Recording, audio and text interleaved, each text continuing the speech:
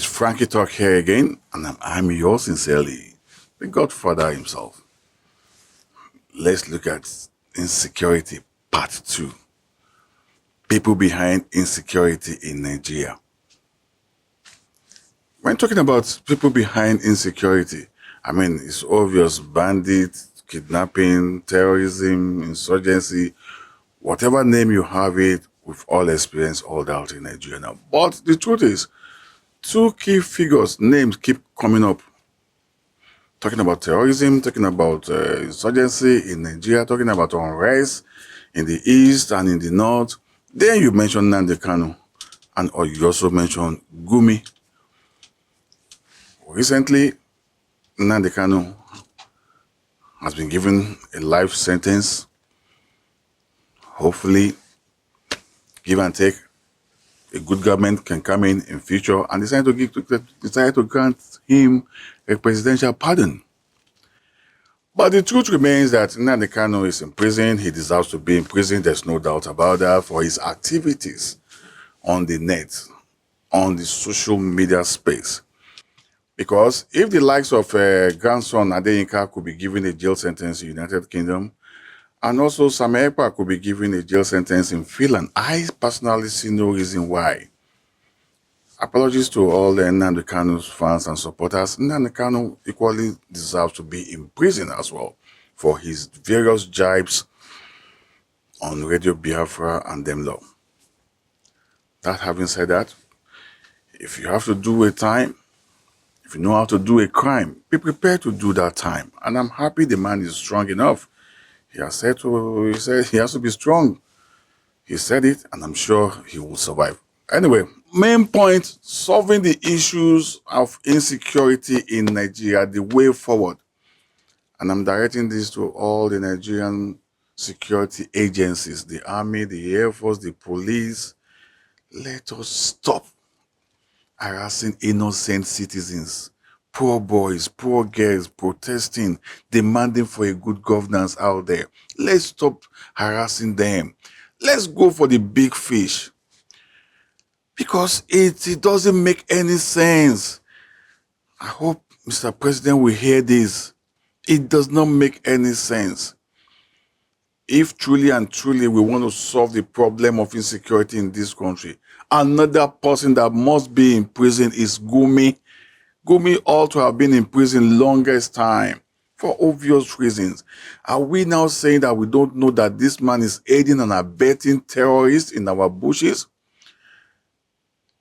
If we are ignorant of this, Saudi Arabia has given us a clue by refusing the man entry into their country. Why? Because they said they wouldn't allow him into the country because he's a security risk due to his actions and relationship with bandits and terrorists. They refused the man entry into their country. A very normal country, in a sane environment.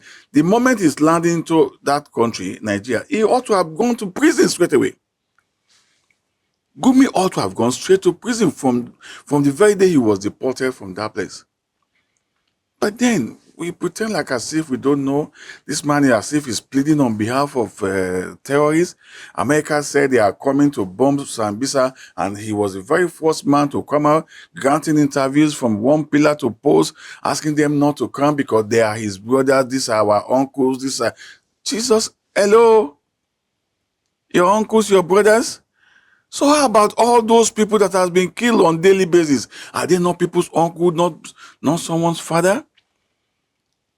So truly and truly, Nigerian government, if we serious, so because to me, it doesn't look like we are serious. It's just like we are playing. We're using the lives of Nigerians to play chess game. We're using the life of Nigerians, as a drama. If we are serious, Gumi ought to be in prison. Gumi can't be walking on the streets. Nnamdi Kanu can't be in prison, serving a life sentence, and Gumi is out there walking freely. Why? We have seen situations whereby Gumi went from his house into this forest or desert or bush or wherever you call it to meet with bandits, to negotiate with bandits. He has even carried money on behalf of Nigeria to go and give to these so-called bandits. No. The worst part of it, the most crazy part of it is that Gumi has a bodyguard. He has a Nigerian policeman bodyguard. He has a soldier that also escorts him into these bushes where these bandits are. Come on now. Are we kidding ourselves, or are we just playing chess with Nigerians' life? Sadly enough, Mr. President came in. Mr. President, I always wanted to remember what you said.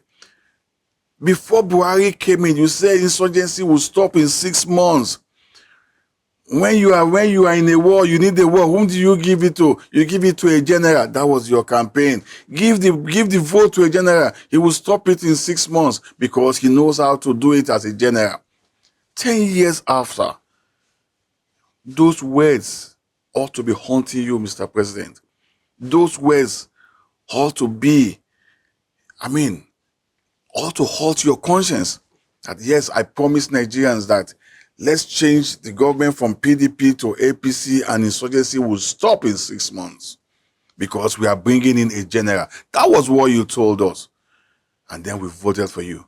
But what happened? 10 years after, you still haven't done anything. Please, do something. Get rid of all those Boko Haram boys in the Nigerian army. Flush them out. Gumi, pin him down. Enough evidence, enough reasons. Things he has jived on the internet is enough to pin him down. Just the way you have pinned Nnamdi Kanu down. Just the way Adeyinka Grandson was pinned down. Just the same way Samepa was pinned down. Then let's see if there will be peace in Nigeria or not.